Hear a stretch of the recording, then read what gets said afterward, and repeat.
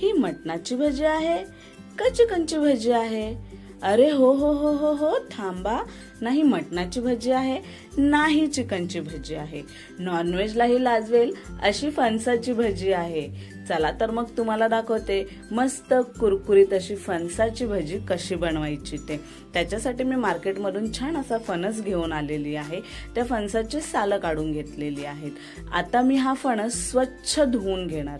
फणस स्वच्छ धुवून झाल्यानंतर त्याला मी उकडायला ठेवणार आहे। त्याच्यासाठी मी फणस धुवून झाल्यावरती 2 ते 3 ग्लास पाणी घेतलेलं आहे आणि त्याच्यामध्ये 1 चमच तेल टाकून घेतलेलं आहे।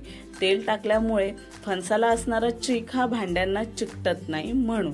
आणि छान पैकी हा आपला फणस आहे तो मी उकडून घेणार आहे। फणस उकडलाय का हे टेस्ट करण्यासाठी मी सुरी टाकून बघितली तर फणस शिजला होता। फणस थंड होण्यासाठी ठेवून दिलेला आहे। आता आपण करतोय ती बॅटरची तयारी। त्याच्यासाठी मी घेतलेला आहे 2 वाटी बेसन, त्याच वाटीने मी अर्धी वाटी तांदळाचं पीठ घेतलेलं आहे। भजी कुरकुरीत होण्यासाठी तांदळाचं पीठ गरजेचंच आहे। त्यामध्ये मी टाकलेलं आहे थोडीशी हळद, थोडेसे जिरे, अगदी थोडासा ओवा, ओव्याने खूप छान टेस्ट येते। 2 बारीक चिरलेल्या हिरव्या मिरच्या, आणि हिरव्या मिरच्या टाकलेत म्हणून तुमच्या तिखट खाण्याच्या टेस्टनुसार तुम्ही त्याच्यामध्ये चटणी ऍड करायची आहे। मी 2 चमचे चटणी ऍड केलेली आहे। आणि मग 1 चमच धनेपूड, अर्धा चमच जिरेपूड टाकलेली आहे। 1 मस्त चमच भरून हिरवी गार कोथिंबीर टाकलेली आहे। त्याच्यावरती चवीनुसार मीठ टाकलेलं आहे आणि 1 चमच भर मी आलं लसणाची पेस्ट टाकलेली आहे। हे सर्व मिश्रण आता आपण थोडं थोडं पाणी टाकून मस्तपैकी मिक्स करून घेणार आहोत आणि ते अशा पातळ कन्सिस्टन्सी मध्ये आलं पाहिजे। जाड जर तुम्ही पीठ ठेवलं तर तुमची भजी कुरकुरीत होणार नाही। त्यामुळे जितकं शक्य तितकं पातळ बॅटर बनवा।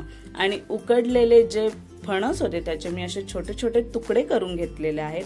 आता हे छान असे छोटे छोटे टायनी तुकडे मी बॅटर मध्ये डिप केलेत आणि मस्तपैकी गरमागरम तेलामध्ये त्यांना तळण्यासाठी सोडून दिलेला आहे।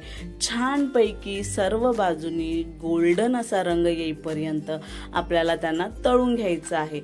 मस्त कुरकुरीत झालेल्या आहेत आता आपल्या ह्या भज्या। तर ह्यांना मी बाजूला काढून घेते आणि मस्त पैकी त्यांना मी आता सर्व करणार आहे।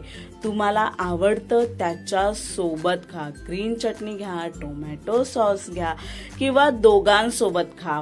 पण ह्या सीझन मध्ये फणस अवेलेबल असतो आणि तुम्ही नक्की नक्की नक्की ही छान टेस्टी कुरकुरीत अशी फणसाची भजी तुमच्या किचन मध्ये नक्की बनवा आणि मला सांगा कमेंट करून की ती कशी झाली होती।